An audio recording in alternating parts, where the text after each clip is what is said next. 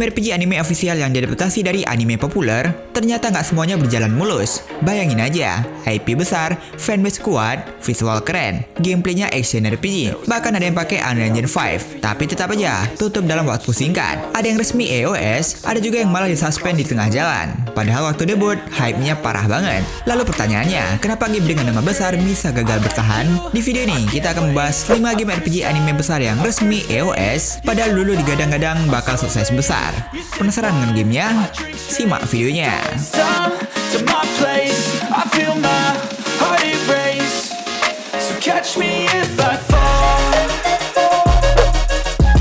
One Punch Man War.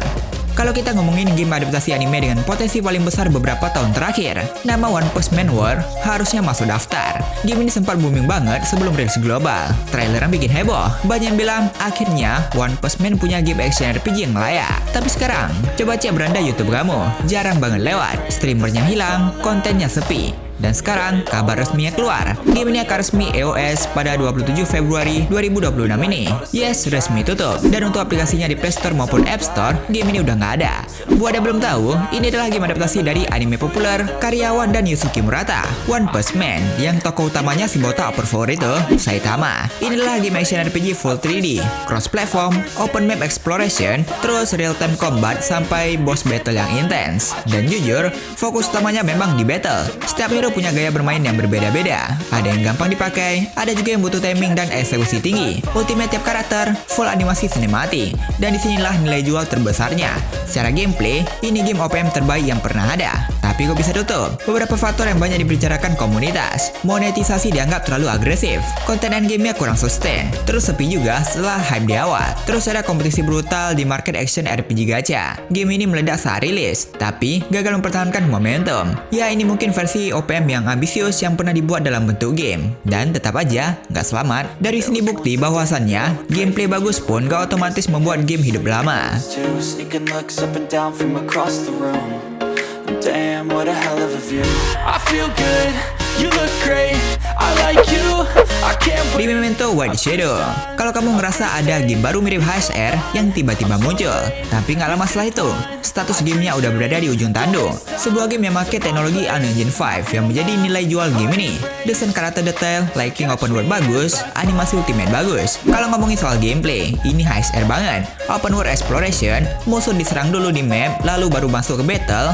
Sistemnya turn based, ada sistem MP yang dimana sekali klik itu merupakan skill basicnya. Terus klik 2 kali, yakni skill yang lebih kuat. Terus klik MP yang 3 kali berubah menjadi ultimate, dan ultimate-nya pun dilengkapi dengan animasi yang wah parah. Secara konsep, ini game yang seharusnya bisa bersaing, tapi kenyataannya tidak semudah itu. Setelah awal rilis di Korea pada akhir tahun 2024, game ini udah banyak drama, isu internal developer, rumor ditinggal karyawan lah, terus versi Korea performanya pun kurang. Apalagi versi global, rilisnya terbatas, dan lain sebagainya. Dan sekarang, game ini udah hilang di Play Store dan App Store. Kabarnya, game ini temporary suspend the service pada 27 November 2025. Nah, artinya bukan mati secara permanen, tapi developer ingin merombak habis-habisan game ini dan menghadirkannya kembali dengan versi yang lebih matang. Kemungkinan besar dengan nama baru juga. Jadi game ini bakal suspend sementara dan akan hadir di masa yang akan datang. Pastinya bakal lama banget gak sih? Namanya juga full ngerombak ya kan? Jadi masalahnya ketika udah dirombak, bakal ngembalikan player lagi nggak? Atau cuma nunda EOS doang?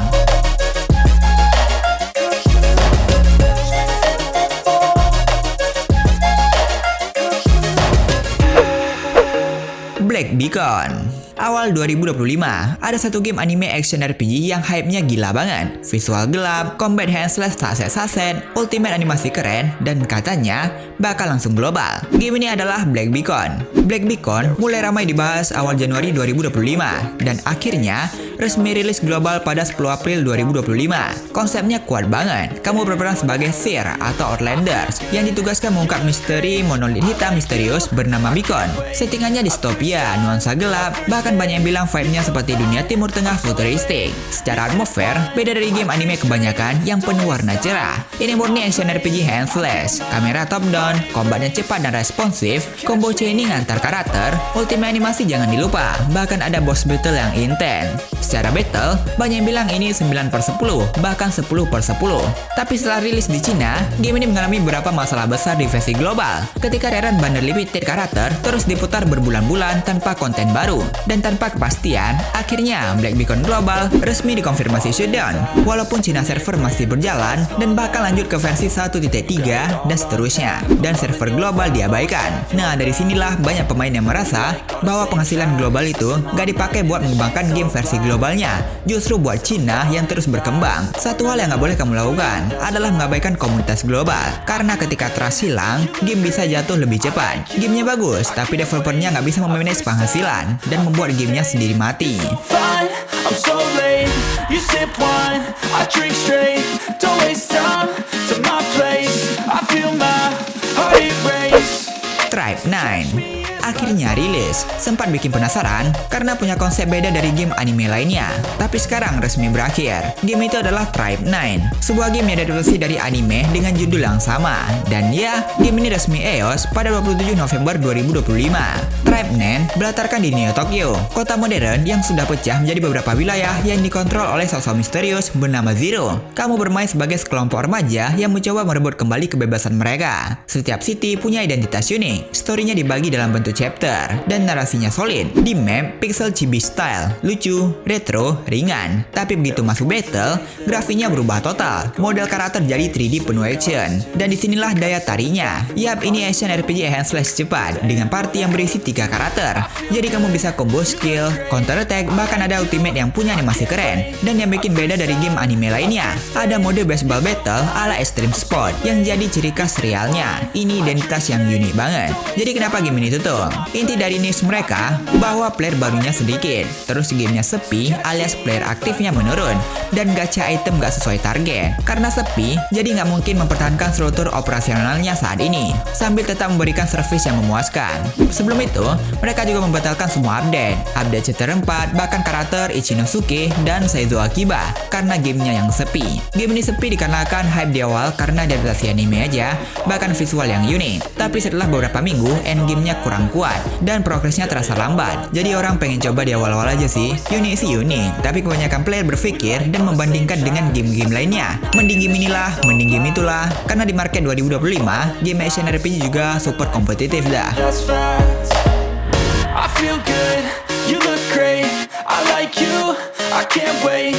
A first time, a first date. You're so Tokyo Revengers Last Mission. Kabar kurang menyenangkan datang dari game adaptasi anime populer, Tokyo Revengers Last Mission. Setelah sempat dinantikan banyak penggemar, game ini resmi mengumumkan akan EOS pada 21 Januari 2026. Game adaptasi dari anime hit Tokyo Revengers ini awalnya mendapat perhatian besar, terutama dari fans realnya. Namun sayangnya, perjalanan live service-nya harus berakhir lebih cepat dari yang diharapkan. Game ini menghadirkan pengalaman yang cukup setia dengan animenya, mulai dari story-nya yang mengikuti alur serialnya, full voice over, sistem battle action 3 vs 3, bisa switch karakter saat bertarung, bahkan tersedia sekitar 31 karakter dari serial animenya. Konsepnya menarik, pertarungan gen jalanan dengan gaya action pukul-pukulan khas Tokyo Revengers. Namun, meski membawakan IP besar, hal itu ternyata belum cukup untuk menjamin umur panjang. Jadi sekilas game ini punya status yang sama dengan Tribe 9 tadi, yakni sepi. Pihak developer menyebutkan keputusan ini diambil berdasarkan situasi operasional dan kebijakan ke depan. Yang pertama, performa tidak sesuai target. Jumlah pemain aktif dan pemasukan mungkin tidak mencapai proyeksinya. Terus yang kedua, market terbatas, yakni server Jepang doang. Game ini nggak rilis global, hanya tersedia di server Jepang doang, sehingga potensi pasar jauh lebih kecil dibandingkan game global. Terus yang ketiga, kompetisi game anime semakin ketat. Pasar game action anime di 2025 sampai 2026 sangat padat. Jadi player cenderung membandingkan konten, endgame, reward, dan kualitas grafis sebelum memutuskan untuk investasi waktu dan juga uang. Jadi udah ada pola bahwa hype besar cuma ada di awal rilis doang dan penurunan drastis beberapa bulan setelahnya. Jadi reviewnya nggak stabil. I feel good, you look great. I like you, I can't wait. A first time, a first date. You're so